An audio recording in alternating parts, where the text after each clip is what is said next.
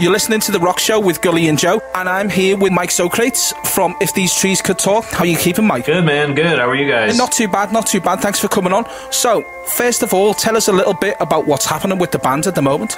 We just announced that we had signed with Metal Blade Records, and they just reissued the last two albums that we did, Above the Earth, Below the Sky, and our newest one, Red Forest.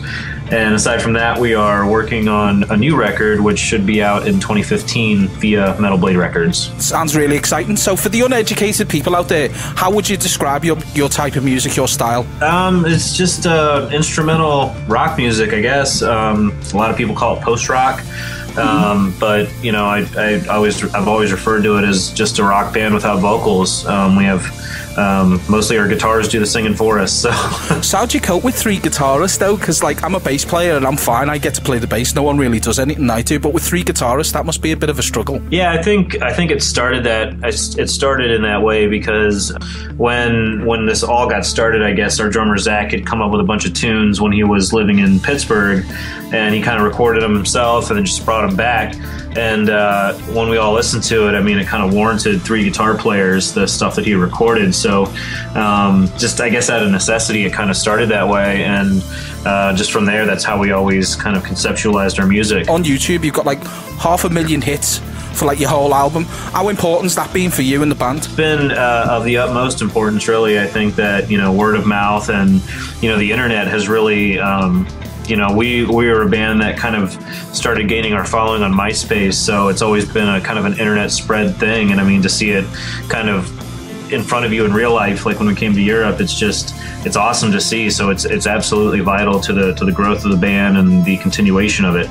So how did the band come about? Like I was saying, our drummer had written a bunch of songs and came home from college, and he's like, hey, you know, we should just try to figure out these songs and play them live. That's really all it was. There was a record store down the street, or like kind of in the city that we live in, that you know, that was having like a show or something, and they so we got these songs together so we could play at it, and that's really all it was for, was just to play a show. But it just kind of grew from there, and we were me and a couple of the guys were in a metal band at the time, so we were kind of just doing this as a side thing and playing shows with our metal band just to play the songs live, and that's kind of where it started.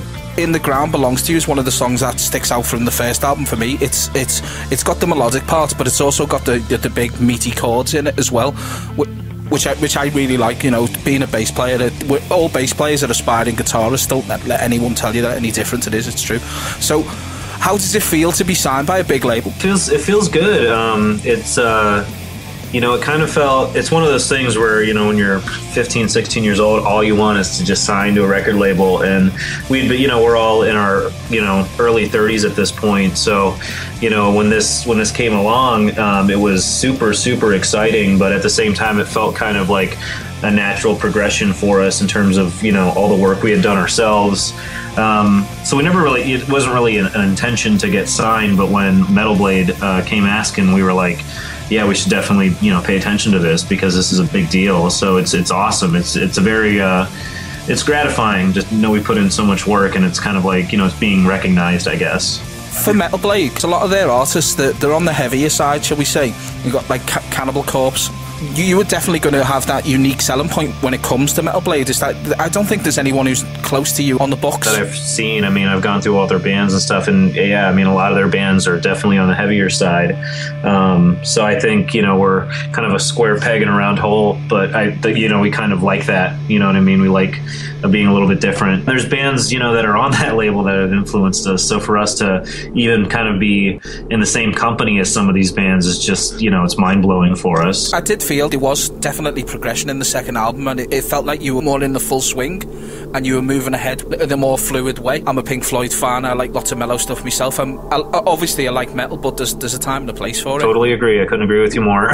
You're getting a lot of airplay on Radio 1 which is really, really good because that's the biggest radio station in the UK. Any plans to tour in the UK and Europe this year? So we've, that's where we've heard the loudest kind of request for us to come for a while is the UK. But we did a European tour in 2012, and we just couldn't make it to the UK because we had a short span of time. But we definitely have plans to come out there, especially once this record's done. On the back of that, then, what are you working on, and when can we expect some new material? We're starting the recording process here in about a week, and we're hoping to have it out, like, it's hard to say, but I'm thinking fall of this year, but definitely before the end of the year. So that's the goal, and that's the ultimate goal right now, is to just make sure that's done and out by the end of the year. If you could pick one or two even of your favourite tracks from the band which really show people what you're all about, what would you pick? There's one off Red Forest and one off Above the Earth. That I think the one off Red Forest is Barren Lands of the Modern Dinosaur. I think that, but either that or The First Fire. The First Fire is just a real, it's a good introduction to kind of all things trees, because we kind of flow through a whole bunch of different emotions through that song, musically speaking. So I guess I would pick that one, The First Fire, and then from Above the Earth, I would say What's in the Ground Belongs to You has seemed to be the standout track that's gotten kind of the most traction off that record, in terms of just like fan, that the people dig, really, is that one. And that one too is kind of like, you got a real nice bouncy soft guitar part that just goes into something really brutal. So that's a good showcase of kind of our dynamics, I guess.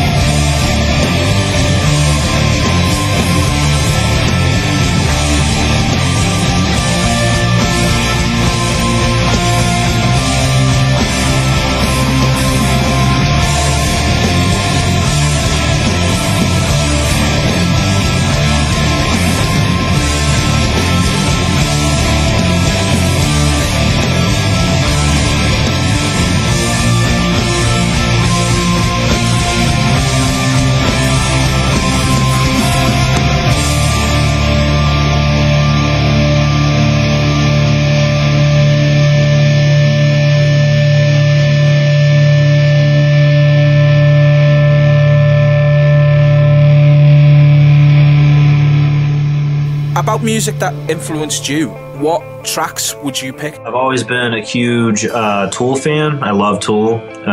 Absolute top 3 bands in my book. But back in the day when I was kind of getting started, a band that I really, really loved, because I was really getting into like kind of industrial music. I really liked Stabbing Westward. They were decently big here like in the 90s, but they had a song called Shame that just I listened to probably 2,000 times in a row. I just couldn't get enough of it, and from there I became just like a huge Stabbing Westward fan for a few years. But they were very influential in kind of the music that I listened to, because it was, you know, it was darker, but it still had good melodies and just sweet sounds. I just really like electronic sounds over top of like a live band, so they were just a huge influence on me. We'll play that now for you.